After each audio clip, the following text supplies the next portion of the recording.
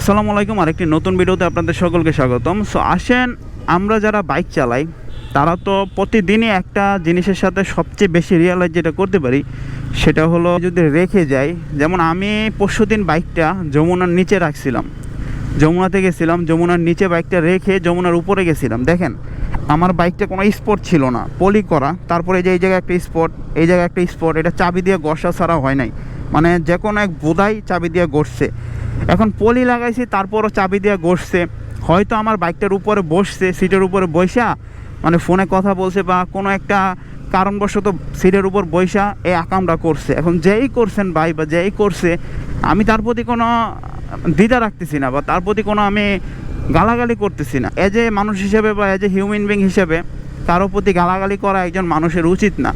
আপনি করছেন, আপনার নিজস্ব বুদ্ধিসত্তা এটা বলছে করার জন্য, আপনি সেই কারণে করছেন। এখন আপনার বাইকটা তো যদি কেউ এরকম করে তাহলে আপনার কতটুকু ভালো লাগবে বা আপনি কতটুকু এটা ভালো মতো নিতে পারবেন। যেমন আপনারা অনেক জায়গায় বাইক রেখে যান, এসে দেখেন যে লুকিং গ্লাস ঠিক নাই। আমি একদিন আর কি, যখন আমার এসএফ বাইকটা ছিল তখন এটা রেখে জাস্ট আপনার উপরে গেছিলাম একটা বিল্ডিংয়ের উত্তরাতে। সেই বিল্ডিংয়ের উপরে যাওয়ার পর আইসা দেখি যে বাইকের লুকিং গ্লাস ঠিক নাই। লুকিং গ্লাস ঠিক নাই বলতে লুকিং গ্লাসটা এবার উপরের দিকে দেওয়া। পরবর্তীতে তৎক্ষণাৎ একটা ছেলে ছিল ওই জায়গায়, ওকে আমি জিজ্ঞেস করছি তুমি লুকিং গ্লাসটা এখানে উপরের দিকে দিছো? কয় ভাই চুলটা ঠিক করতেছি। এখন ভাইয়ের চুলটা যে তুমি ঠিক করতেছো, তুমি চুল ঠিক করার জন্য লুকিং গ্লাস কেন ইউজ করবা? তোমার তো অন্য কোনো অপশন ছিল, তোমার নিজের ফোন থাকলে ফোন দিয়েও তুমি ঠিক করতে পারো। চুল ঠিক করার জন্য তোমার লুকিং গ্লাস এইভাবে দিতে হবে? বা অনেকে দেখবেন বাইক যদি রাস্তার পাশে পার্কিং করে রাখেন, যদি আপনারা দেখেন যে রাস্তার পাশে পার্কিং করে কোনো চায়ের দোকানের আশেপাশে রাখেন বা আপনাকে চা খেতে বা বিড়ি খেতে দাঁড়ান বা সিগারেট খেতে দাঁড়ান, তাহলে দেখবেন অনেক সময় অনেক লোক আর কি বাইকের উপরে বসে থাকে, যাদের আমার মনে হয় না বাপদাদার জীবনও বাইক কেনার সামর্থ্য আছে। কারণ একজন লোক যদি বাইক কেনার সামর্থ্য থাকে তাহলে কখনো আরেকটা বাইকের উপর বসবে না। বসেন ঠিক আছে, কিন্তু বৈশা দেখবেন গুতায় বাইকের ভিতরে, এবার এমনি এমনি আপ দিয়ে গুতায়। আমার বাইকটাতে যখন মনোটন আমি ইউজ করছি তখন মনোটনটাতে আমি সিরামিক কোটিং করছিলাম। সিরামিক কোটিং করার পর আমি বাইকটা একটা চায়ের দোকানে রাখছিলাম। চায়ের দোকান পর আমি চা খাচ্ছি, আমার বন্ধুদের সাথে আড্ডা দিচ্ছি, তৎক্ষণাৎই দেখি এক লোক, আমি তাকে চিনি না কখনো, চায়ের দোকানে এতক্ষণ বসা ছিল, উনি আইসা মনোটনের উপরে মানে এইভাবে চা রাইখা, চায়ের কাপটা রাইখা উনি চা খাচ্ছে, চায়ের কাপ রাইখা চা খাচ্ছে, আর উনি আরেকজনের সাথে কথা বলতেছে। পরবর্তীতে আমি এসে বলি ভাই দেখেন আপনি যেখানে চা রাইখা চা খাচ্ছেন, চায়ের কাপটা কি গরম না? পরে বলে হ্যাঁ গরম। তাহলে এই চায়ের কাপটা যদি কোনো প্লাস্টিকের উপর রাখা হয় তাহলে কি এটা দাগ পড়বে না? উনি বলে ভাই সরি সরি ভুল হয়ে গেছে, আমি আসলে মানে সঠিক মতো জানি না বা আমি আসলে সঠিক মতো দেখি নাই। আসলে এই বাইকটা একটু ইউনিক লাগতেছে, বাইক না আসলে অ্যাকচুয়াল রিক্সা হতে পারে। দেখি এটা কি, উনি আসলে ওনার সাথে দেখি কথা বলার চেষ্টা করি। মানে উনি নিজেই মনে হয় তৈরি করছে, এত একটা জিনিস ইউজ করে নাই। হ্যাঁ হ্যাঁ হ্যাঁ, উনি নিজে ইউজ করছে, পিছনে সাসপেনশন দিছে, সুন্দর তো। কাকা এটা কি আপনিই বানাইছেন? পিছনে সাসপেনশন, এটা কি এর সাসপেনশন? গাড়ির সাসপেনশন, বাইকের? সুন্দর হয়েছে কাকা। চার্জ থাকে কতক্ষণ? 80-90 কিলো এক চার্জে? ভালো কাকা।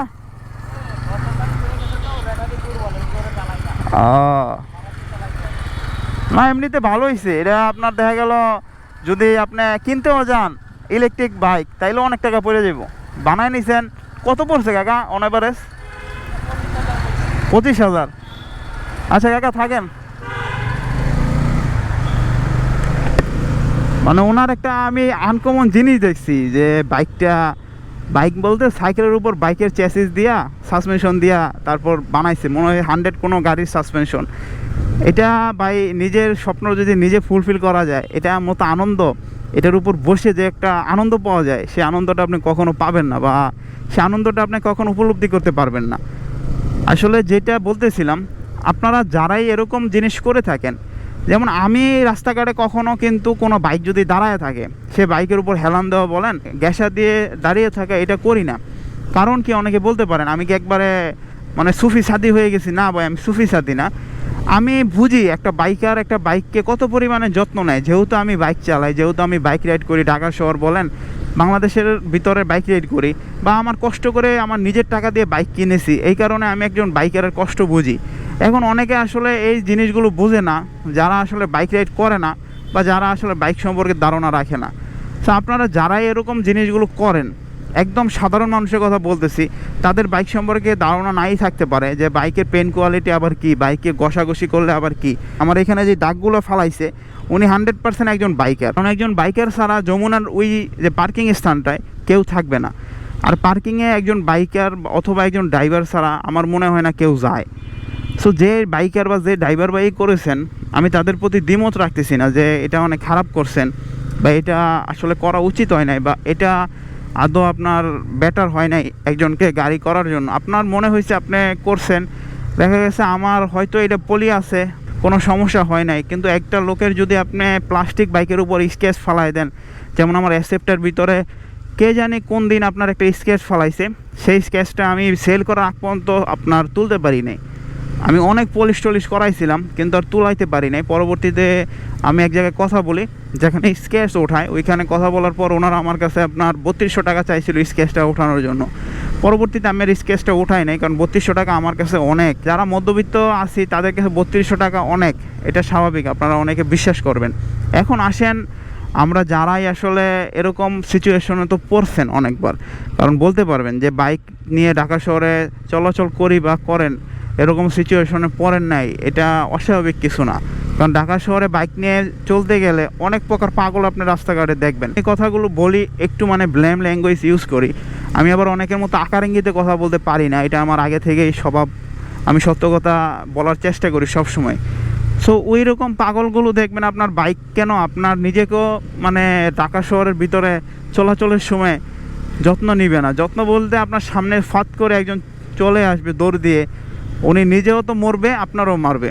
এই কারণে বলি, যারা ঢাকা শহর বাইক নিয়ে চলাচল করেন বা গাড়ি নিয়ে চলাচল করেন বা ভবিষ্যতে করবেন, অবশ্যই আপনি বিচক্ষণ দূরদৃষ্টি সম্পন্ন না হলে ঢাকা শহরে বর্তমানে চলাচল করা অনেক কঠিন। কারণ ঢাকা শহরে আপনি চলাচল করবেন আর যদি কোনো সমস্যার ভিতর আপনি না পড়েন তাইলে তো হবে না। অবশ্যই ঢাকা শহরে চলতে গেলে যদি আপনি সমস্যার ভিতর পড়েন তাহলেই হলো অ্যাকচুয়াল লাইফ বা অ্যাকচুয়াল জীবন। এখন আপনারা যারা এরকম প্রবলেমে পড়েন বা এরকম প্রবলেম থেকে পরিত্রাণ করেছেন, কী করে করেছেন, কী ওয়ে ফলো করেছেন, কী টিপস ফলো করেছেন, কমেন্ট করে জানাতে পারেন, অথবা কী জিনিস আপনারা করেছেন সেগুলো জানাতে পারেন। এখন আমি যাচ্ছি মিরপুর 10 নম্বরে, আমি ব্রিজ দিয়ে গেলাম না, কারণ ব্রিজ দিয়ে যাওয়ার ফলে আপনার পরবর্তীতে ঘোরা যায় না। আমি একদিন ভুল করছি, তারপর আবার ঘুরে আরেক জায়গা দিয়ে অনেক প্যারা হয়ে গেছে, এই কারণে আর ব্রিজ দিয়ে গেলাম না, আমি নিচ দিয়ে যাচ্ছি। সো ভিডিওটা এখানে এন্ডিং করে দেই, কারণ আপনাদেরকে আর কিছু বলার নাই। যারা এরকম জিনিস করে তারা অবশ্যই ভালো জিনিসই করে, তাদের দৃষ্টিকোণ থেকে অনেক বেটার জিনিস, কারণ তারা মনে করে বলে এরকম মানুষের ক্ষতি করে আর কি।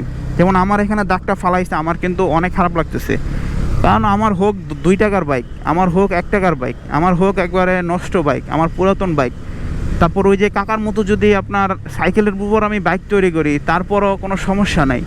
তারপরও তো এটা আমার নিজের কষ্টের উপার্জিত অর্থ দিয়ে কেনা, আমার নিজের মাইনের সাথে একটা সম্পর্ক আছে। অবশ্যই যারা এই কাজগুলো করেন কারো ক্ষতি করার চেষ্টা করবেন না, কারণ দুনিয়াতে আপনি কারো ক্ষতি করলে আপনার অনেক বড় ক্ষতি আল্লাহ তাআলা দিবে বা আপনার সৃষ্টিকর্তা আপনাকে দিবে। আপনি যে ধর্মীয় হন না কেন, অবশ্যই আপনার সৃষ্টিকর্তার উপরে আপনার বিশ্বাস আছে বা আপনার সৃষ্টিকর্তাকে আপনি অবশ্যই বিলিভ করেন, তাহলে আপনি এই কাজগুলো করেন না।